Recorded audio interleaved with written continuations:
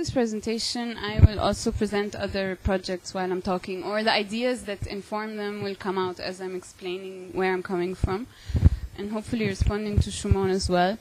I'll talk about ideas that mainly, I'll talk about the ideas that inform this publication, which was commissioned by the International Architecture Biennial of Rotterdam, and I co-edited it in collaboration with an architect, Dr. Dina Shaib, who is unfortunately not with us today.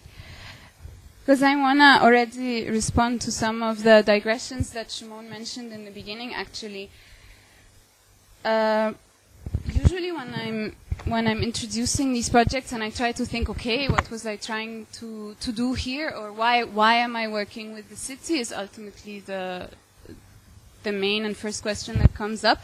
I always feel that I actually have to respond to this because I was always asked upon to work. The situation has been so far that I always kind of inherited the project that involved an approach to urban studies or architecture already. So I always feel like I always feel like I'm kicked out of where I already wanted to start from, and I'm responding to a condition that was given on to me already. And I think it's this discomfort that I actually value in a way, or that explains the approach to how I work very much, and also the discomfort I have with looking at initial discomfort I have with looking at the city through art projects. And just to borrow from Shumon what he was talking about when you made this digression about the grammar of talking sets, this really made me feel like this is kind of what I think about when I'm editing this publication, for example, is that those of you who don't have it can pick it up, and those of you who want it can give me their emails, and I email them the PDF. So you can freely distribute and use. But yeah, so when Shumon was talking about how this is very loose and not planned, and that hopefully through our conversation something will come up, this really resonated with how in general I approach the notion of architecture and ideas of urban planning, and how I think urban planning should relate to the city and the societies that it tries to invest in, to plan.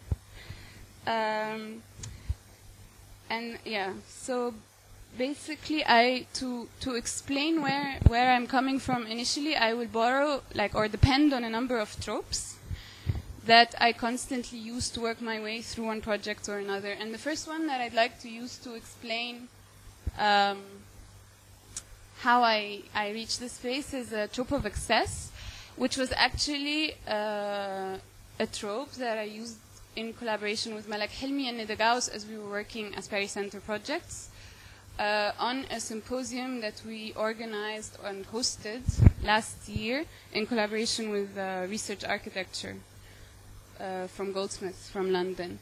And the idea is we chose to focus on this condition of excess as we've been interested, or I mean, if I'm going to talk about how I approach it, I've been interested in these moments or notions that allow me to step outside of binaries that I'm always having to depend on as I'm working, as I'm thinking, as I'm working, as I'm trying to understand my society. And really, ultimately, also, like, what I try to do or how I look at the city is to think of it as a trope, so that I can just, in a way, this is my investment, ultimately, to find a way to speak, like to find a way to understand culture and relate to it.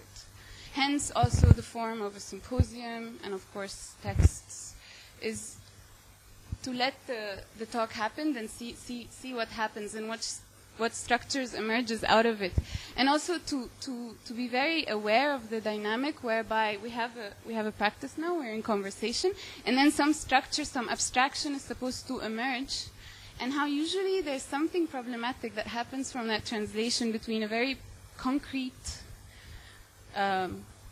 condition and something abstract, the structure, the order, how the event is organized, how the couch and all these things. And it was really interesting that all the elements that you mentioned in this were actually things that had nothing to do like that they were complete digression. The couch didn't have anything to do with its form, and this is what we talked about before. It's dependent on how it's been used in talk shows, how it's been identified through Freud's relationship to the couch in his sessions. So the idea is trying to also problematize this whole jump from concrete to abstract and back, and they didn't seem to work. So trying to find a way to dissolve them, but also moments where these two things are present at the same time. And naively, in the beginning of my work, I thought that architecture would totally do this, because I have a building and I have all the meanings about it, but this was a complete mistake. And so to go back to how I'm trying to find this moment elsewhere, the notion of excess was interesting for us because it's exactly what, like, it's borderlines ambiguous, and it's what defines, like, it's what defines what's enough, it defines what's contained within a frame, and what exceeds it. So it immediately defines the border. So it is a kind of enframing tool, but at the same time it perforates it. Like when you have something that's too much, you already reverse the conditions that put the thing in place to begin with. You cannot in a like, we were thinking of Cairo being the experience of Cairo being too much. Like, the city is just too much. I cannot take it. And where things cannot hold, nothing is opposed to anything anymore. Everything's always shifting. All positions are always accelerated, and the entire urban paradigm is disturbed, and your power structures and how you relate and generate, everything is up for grabs, and everything can be, while it's very tiresome condition, everything can be rewritten. It offers a way out. It offers a way to see things differently.